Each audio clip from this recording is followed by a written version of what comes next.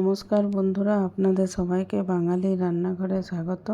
আজ আমি লাচ্ছা আলুর পকোড়া বানাবো। তার জন্য 3টে আলু নিয়ে নিয়েছি। এবার আলুর খোসাগুলো ছাড়িয়ে নিয়েছি। এবার একটা গ্রেটার নিয়ে নিয়েছি। গ্রেটারে যেটা একটু বড়, যেটা একটু মোটা গ্রেট করা যায়, সেটা দিয়ে আলুগুলোকে আমি গ্রেট করে নিচ্ছি। আর একটা আলু গ্রেট করা হয়ে গেলে সাথে সাথে ওইটাকে আমি জলে দিয়ে দেবো, কেননা তাছাড়া আলুগুলো কালো হয়ে যাবে, তার জন্য। তো এই যেমনভাবে একটা আলু গ্রেট করলাম, একইভাবে আমি দুটো আলু গ্রেট করে এইভাবে আমি একটা পাত্রে জলের মধ্যে দিয়ে দিচ্ছি। তারপর জলটাকে 3-4 বার ধুয়ে এটাকে জলটা পাল্টে একদম পরিষ্কার, যতক্ষণ না জল বেরোচ্ছে ধুয়ে নিতে হবে। তারপর আলুগুলোকে জল থেকে দু হাতে করে চিপে এক্সট্রা জলটা বের করে একটা থালার মধ্যে আমি তুলে নিচ্ছি। তারপর এই থালার মধ্যে যদি আরও কোনো জল থাকে সেটাকেও বের করে নিতে হবে। আমার এখানে আর কোনো জল ছিল না, তাই আর বের করার দরকার হয়নি। দিয়ে একটা বড় বাটির মধ্যে আলুগুলো নিয়ে নিলাম। এবার আমি এখানে 3টে আলুর জন্য 3 চামচ কর্নফ্লোর নিয়ে নিয়েছি। আর দিয়ে নেব এবারে 1.5 চামচ চালের গুঁড়ো।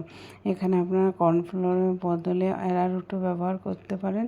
এবার নিয়ে দিলাম এখানে আমি একটু চিলি ফ্লেক্স, একটু আদা আমি গ্রেট করে রেখেছিলাম সেটা, একটা কাঁচা লঙ্কা একদম মিহি করে কুচি করে রেখেছিলাম সেটা, আর দিয়ে দিলাম একটু পরিমাণ মতন কালো জিরে আর স্বাদ অনুসারে লবণ। দিয়ে সব কিছু দিয়ে খুব ভালোভাবে আলুটার সাথে মেখে নিতে হবে। এখানে কিন্তু কোনোরূপ কোনো জলের ব্যবহার করা চলবে না, কেননা আলুর মধ্যে যে ময়েশ্চারটা থাকে তাতেই আলুটা খুব ভালোভাবে মাখা হয়ে যাবে।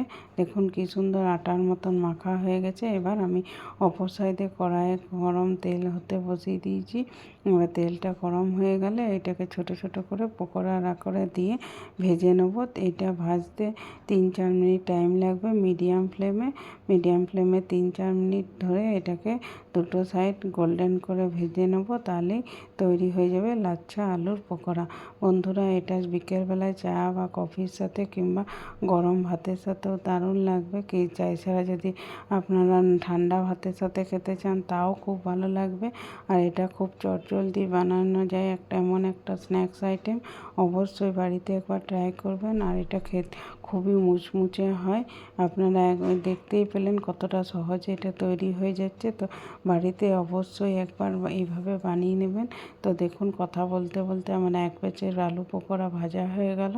অপর ব্যাচের পকোড়াগুলোকে একইভাবে আমি দিয়ে দিলাম। দিয়ে একই রকমভাবে 3-4 মিনিট ধরে ওটাকেও পাল্টে ভেজে নেব। ভাজা হয়ে গেলে ওটাকে আমি তুলে নেব। তো আমার বন্ধুরা, আমার এই রেসিপি যদি আপনাদের ভালো লাগে তবে অবশ্যই লাইক করবেন, শেয়ার করবেন। আর আমার চ্যানেলের নতুন বন্ধু হলে চ্যানেলটাকে সাবস্ক্রাইব করে নেবার অনুরোধ রইল। তাহলে দেখতেই পাচ্ছেন বন্ধুরা, সেকেন্ড ব্যাচের আলু পকোড়াগুলো ভাজা হয়ে গেছে। এবার আমি তুলে নেব।